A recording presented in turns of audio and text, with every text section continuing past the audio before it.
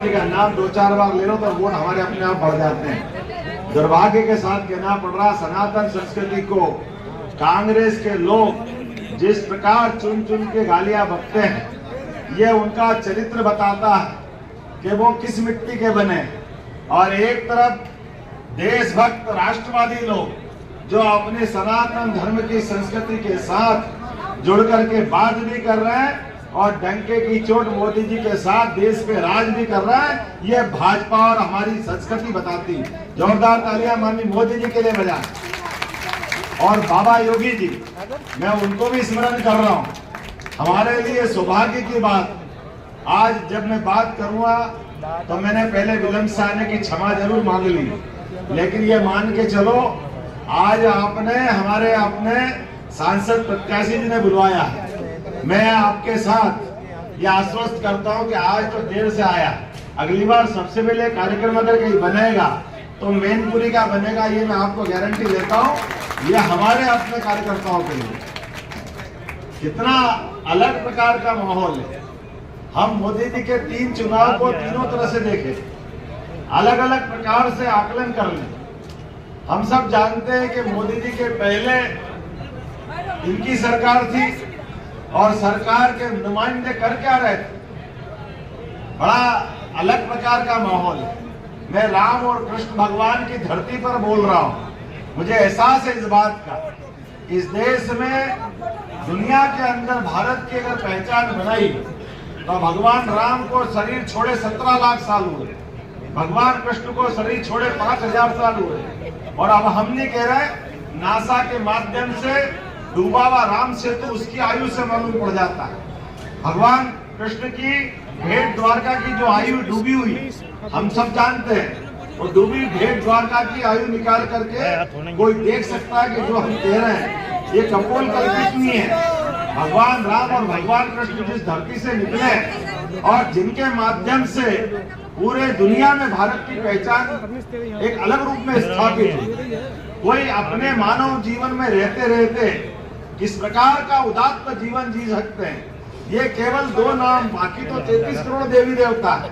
बात करेंगे तो बहुत लंबी परंपरा की, लेकिन दोनों के जीवन में कॉमन बात क्या है, समझने वाली बात क्या है, दोनों ने सच्चाई की लड़ाई लड़ी, दोनों ने धर्म की लड़ाई लड़ी, दोनों ने मानवता के लिए मूल जो गुण होना चाहिए उसकी लड़ाई लड़ी, और दोनों ने तमाम अभावों में, तमाम कष्टों में, तमाम प्रकार के जीवन की निराशा के माहौल में आशा का सूर्य उगा करके दिखाया, आशा का सूर्य दुनिया में प्रकट कराया।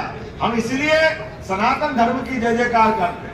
और बड़े दुर्भाग्य के साथ कहना पड़ रहा है, आज बदलते दौर में, चुनाव की बेला में, क्योंकि अब तो मोदी जी का तीसरा कार्यकाल परवान चढ़ रहा है धीरे धीरे, और आप तो वो भाग्यशाली लोग हो जिन्होंने मोदी जी के आह्वान के आधार पर आपने पहली बार योगी जी की सरकार बनाई और ऐसा रिकॉर्ड बनाया कि दूसरी बार सरकार रिपीट नहीं होती थी, लेकिन उत्तर प्रदेश में रिकॉर्ड मतों से सरकार बनी है। यह दुनिया के सामने उदाहरण बना। उत्तर प्रदेश ने अपने माध्यम से भाजपा की विचारधारा के बलबूते पर, सुशासन के बलबूते पर, गुंडागर्दी, आतंकवादी, लूट, हरेक पता नहीं कितने प्रकार के गंदे शब्द हैं, सारे गंदे शब्दों में मानवता रहा रही थी, मानवता त्राहिमाम कर रही थी। लेकिन आज बदलते दौर के उत्तर प्रदेश ने और पूरे देश ने दुनिया में माननीय नरेंद्र मोदी जी के नेतृत्व में जो पहचान बनाई वो हम सबको गर्व करने वाली। हमारे यशस्वी प्रधानमंत्री के नेतृत्व में जिस प्रकार से एक एक काम के बलबूते पर दुनिया में भाजपा की पहचान बनी, हम भारत माता का चित्र याद करें, सबको मालूम है, कल्पना करेंगे तो भारत माता का चित्र कैसा दिखाई देगा। नक्शे पे तीनों ओर से घिरा हुआ समुद्र, मस्तक पर हिमालय और हाथ में भगवा ध्वज थामे भारत माता खड़ी है, और पीछे शेर की सवारी के समान उनकी अपनी सवारी है। कभी कल्पना करो, मैं भी उसी में से था जिसने अपने जीवन में ये सोचा था, पता नहीं परमात्मा ने ये भारत माता का चित्र बनवाया होगा जिस कल्पनाशीलता के बलबूते पर, लेकिन ये शेर तो दिखता है, लेकिन ये नेतृत्व करता तो शेर जैसे लगते नहीं। लेकिन हमें इस बात की खुशी है पाकिस्तान को घर में घुस के जैसा मारा तो लगा कि हाँ भारत माता का सपूत देश का प्रधानमंत्री है, ये हमें इस बात का गर्व है। और इसी आधार पर एक बार नहीं 2 बार घर में घुस करके, अरे हमारे देश के अंदर हमारे नागरिकों पर कोई आतंकवादी हमले हो जाए, कोई आतंकवादी घटना हो जाए और देश का नेतृत्व तो हाथ पे हाथ धरे देखता रहे, डूब मरना चाहिए अगर ऐसी स्थिति बने तो। लानत है इस बात के लिए। और मैं तो यादव बंधुओं के बीच में आया हूं, ये तो सदैव अपने बीच में इस कारण से पहचाने जाते हैं, जहां अन्याय होगा, जहां अधर्म होगा, हमारा देशवासी भगवान कृष्ण की तरफ सदैव देखता रहा है। जोरदार तालियां बजाओ गोपाल कृष्ण भगवान की, प्रभु रामचंद्र जी महाराज की। समूचे समाज को साथ लेकर के जब जब अन्याय अत्याचार हुआ है, भगवान राम तो कितने आदर्श है, उनके जीवन काल के अंदर संबंधों को निभाने में भगवान का कोई तोड़ नहीं किसी से। इस प्रकार का उनका जीवन रहा, इतना पवित्र जीवन। कहाँ राजगद्दी मिलने वाली थी, लेकिन पिता ने कहा वनवास जाओ तो वनवास चल दिए। भाई आगे बढ़े तो भाई से भाई का संबंध क्या होना चाहिए, लक्ष्मण जी से सीखो। पति पत्नी का संबंध कैसा होना चाहिए, भगवान राम और सीता से सीखा जाता है। इसलिए तो राम राज्य की बात करते हैं। और राम जी का जीवन भी 11 साल पंचमढ़ी के हमको मालूम है आगे बढ़ करके जिस प्रकार से चित्रकूट में जीवन जिया है, और लगा के कठिनाई के दौर में भी जो उपलब्ध संसाधन है, उस संसाधन के बलबूते पर जिसकी लंका सोने की थी, जिसका घमंड 7वें आसमान पे चलता था, जिसका दिमाग एक नहीं 10-10 दिमाग बना करके अपनी कौन सी सत्ता चलाता मालूम नहीं, लेकिन ऐसे घमंडी रावण को घर में जाकर के अपने आदिवासी वनवासी हनुमान जी और सुग्रीव की सेना कौन कौन थे बताने की जरूरत नहीं, लेकिन सारे समाज को साथ लेकर के उस घमंडी का घमंड तोड़ने का काम भगवान राम ने किया है। हम उस आदर्श को मानने वाले लोग हैं जो जय जय श्री राम ऐसे ही नहीं करते। जीवन में सुबह शुरुआत होती राम राम से, किसी को प्रेम से बोलना तो जय श्री राम। हमको लगता है कि जय श्री राम बोलो तो हमने कुछ पा लिया, और भगवान राम की वो इतनी अलग अलग प्रकार की आदर्श घटना है। और दुर्भाग्य के साथ कहना पड़ रहा है, आजादी के बाद ही कांग्रेस के लोगों ने इस देश के साथ अन्याय किया। आप बताइए 1000 साल पहले मोहम्मद गजनवी ने जो सोमनाथ का मंदिर तोड़ा था, उस सोमनाथ के मंदिर तोड़े हुए को अगर दोबारा बनाने का निर्णय किया तो जोरदार ताली बजाओ। सरदार वल्लभ भाई पटेल ने वो भगवान का मंदिर बनवा करके इस अपने देश का स्वाभिमान जागृत करने का प्रयास किया। उसके उल्टे कांग्रेस और नेहरू परिवार ने तब से अड़ंगे लगाना चालू किए। अयोध्या के किनारे भगवान राम पैदा नहीं हुए तो कहाँ पैदा होंगे। 70 साल तक भगवान अपने मंदिर में अपने घर में प्रवेश करने के लिए तरसते रहे, और दुर्भाग्य के साथ कहना पड़ रहा है, जाने अनजाने मैं जहां हूं उनसे भी गलतियां हुई। भगवान राम के मामले में अड़ंगे लगाना ये किसी दृष्टि से उचित नहीं मानता हूं। और मैं इस बात के लिए जानता हूं, परमात्मा की दया से जब सुप्रीम कोर्ट का फैसला हो गया, इसके बाद क्या बचा था। लेकिन सुप्रीम कोर्ट के फैसले के बाद भी ये घमंडिया गठबंधन और इनके सारे लोग आज भी भगवान राम के अस्तित्व पे प्रश्न खड़ा करते हैं, ये सनातन संस्कृति पे प्रश्न खड़ा करते हैं। और हमने मोदी जी के दूसरे कार्यकाल में देखा, पहले कार्यकाल में उनने हमको मालूम है पाकिस्तान को ठिकाने लगाया, पाकिस्तान के आतंकवादी घटनाओं को रोकने का प्रयास किया। दूसरे कार्यकाल में भगवान राम के मंदिर का धारा 370 का जितने उलझे सुलझे प्रश्न थे सबका उत्तर ढूंढने का प्रयास उन्होंने किया। इसलिए पूरा देश लालायित है, और अपने लोग तो अब होना ही चाहिए, क्योंकि अब मुद्दा ही राधे राधे का है। किनका है, बोलो गोपाल कृष्ण भगवान की। अब कई सारे लोग कहते हैं हम भी राम जी के हैं, हम जी राम जी के। भैया हमने आओगे वोट की फसल काटना चाहोगे, ये वोट की फसल देने वाले नहीं है। भारत के लोग जग गए, मैं भी आपके इसमें से आता हूँ। हमारे परिवार में भी कोई सांसद नहीं, कोई विधायक नहीं, कोई मंत्री नहीं, ये केवल फैले हुए कीचड़ में कमल खिलाने वाली पार्टी है। किसी को भी मौका दे, मंत्री बनाए, मुख्यमंत्री बनाए, प्रधानमंत्री बनाए, ये केवल भाजपा कर सकती है। मुझे इस बात को कहने में कोई गुरेज नहीं। एकमात्र पार्टी भारतीय जनता पार्टी जो हर किसी को मौका देती है। हमारे बीच में कोई इस तरह का भाव नहीं है, कोई कांग्रेस नहीं, कोई बीजेपी नहीं, लेकिन जो राष्ट्रवादी भाव की बात करेगा हमारे उसके साथ चलना पड़ेगा। और मुझे इस बात की प्रसन्नता है, यशस्वी नरेंद्र मोदी जी के नेतृत्व में जिस प्रकार से भाजपा चल रही है, भाजपा ने अपने सभी क्षेत्रों में एक के बाद विकास के नए कीर्तिमान बनाए।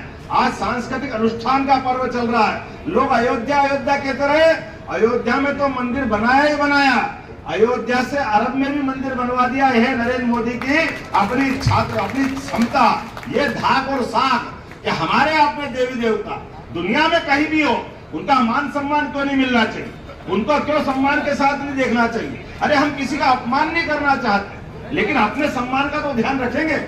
वोटों के कारण से केवल हिंदू समाज को लज्जित कर दे, ये नहीं हो सकता। इस बात का विरोध करने के लिए सदैव भाजपा के लोग सबसे आगे रहते हैं और इसी कारण से जितनी गाली बकना हो, जो कहना हो कह दीजिए, लेकिन हमारी पार्टी और हमारे पार्टी के नेताओं को इसलिए फर्क नहीं पड़ता कि जनता आपको जानती है, जनता आपकी हैसियत समझ गई है, जनता आपकी सारी कलाई खोल करके अपने आप में देख चुकी है कि आपको हम सरकार में बिठाते हैं। आपके रहते रहते हिंदू मुस्लिम दंगे होते हैं, कर्फ्यू लगते हैं, तमाम प्रकार की आतंकवादी घटना होती है।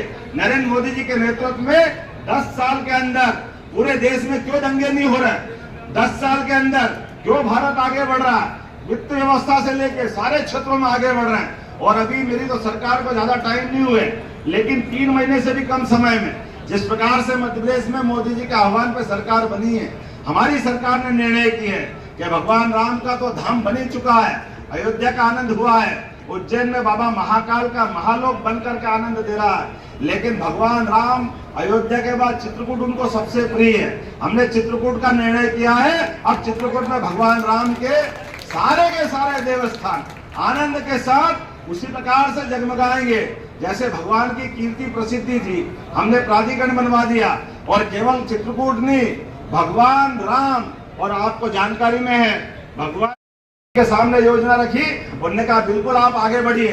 तो भगवान राम और भगवान कृष्ण ने जहाँ लीलाएं की मध्य प्रदेश में, सभी स्थानों को हमारी सरकार बढ़िया धर्म स्थान बना करके दुनिया के सामने एक नए तीर्थ के रूप में प्रसिद्धि दिलाएगी।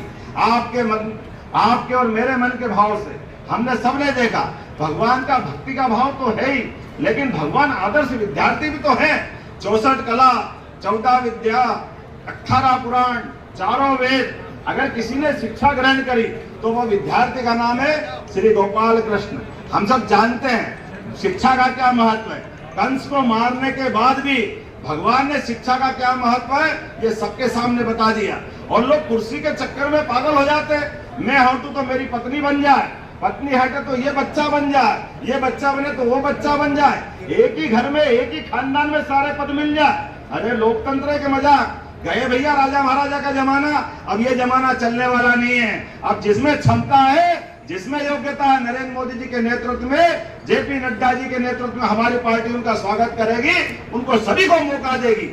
मेरी अपनी ओर से, क्योंकि आज तो थोड़ी समय की कमी है, मेरी अपनी ओर से चूंकि टाइम हो गया, बार बार पर्ची मेरे पास आ रही है, लेकिन आज ये शुरुआत हुई है, आज ये कार्यालय में खुला है। भाई साहब, आपका जीत का दरवाजा खुला है, जोरदार तालियां बजाए अपने भावी सांसद जी के लिए। पूरा देश मोदीमय हुआ है, पूरा देश आपका आह्वान कर रहा है, क्योंकि आपके लिए नहीं, ये भारत में सरकार बनाना स्वामी विवेकानंद की इस घोषणा के लिए जरूरी है, जिनने कहा कि 21वीं शताब्दी भारत की होगी और भारत की शताब्दी होगी तो भारत दुनिया का नेतृत्व करेगा, दुनिया का नंबर 1 देश बनेगा भारत। और नंबर 1 देश में हमको कितना अच्छा लगता है कि कोई विदेशी मेहमान आए तो भगवान की वो गीता जो अपने मुखारविंद से दी थी, उनने अपनी गीता को अमेरिका राष्ट्रपति और उसके हाथ में रखते हैं। गया जमाना जब ताजमहल पकड़ाते थे, अरे जब ताजमहल हो बाकी चीजें हो, लेकिन रामायण और गीता की बराबरी हो सकती है क्या? ये ज्ञान की नगरी, ज्ञान का देश, दुनिया का हमेशा विश्व गुरु के नाते से माना जाने वाला देश, इसकी पुनर्स्थापना का यज्ञ चल रहा है। मैं आपके माध्यम से अपील करना चाहता हूँ, मैं देरी से क्षमा चाहता हूँ, लेकिन अगली बार आप बुलाओ, धूमधाम से और विस्तार से बात करेंगे। तो मेरे साथ सब तैयार हो जाओ, हाथ की मुट्ठी बांध करके खड़े हो जाओ, और हम एक एक कार्यकर्ता जब तक आखिरी वोट नहीं डल जाए तब तक शांति से नहीं बैठेंगे। बोलो सब तैयार है? इधर से भी बोलो सब तैयार है? तो मैं आपसे आह्वान करना चाहता हूं, और जैसे यहाँ मोहन यादव जी को मध्य प्रदेश में मुख्यमंत्री बनाया, मंत्री बनाया, मैं तो उस पार्टी के लिए धन्यवाद देता हूं जिसके आधार पर यहाँ हमारे यहाँ जातिवाद नहीं देखते हैं, लेकिन सारा समाज हमारे साथ खड़ा हो गया, पूरा अपने प्रकार से, कोई जाति का कोई समाज का, तो हम सब मिलकर के इसी हालत में अपने हमारे भाजपा के प्रत्याशी जयवीर सिंह जी, जोरदार ताली बजाएं जयवीर सिंह जी के लिए। तो सब तैयार है? भारत माता की, गोपाल कृष्ण भगवान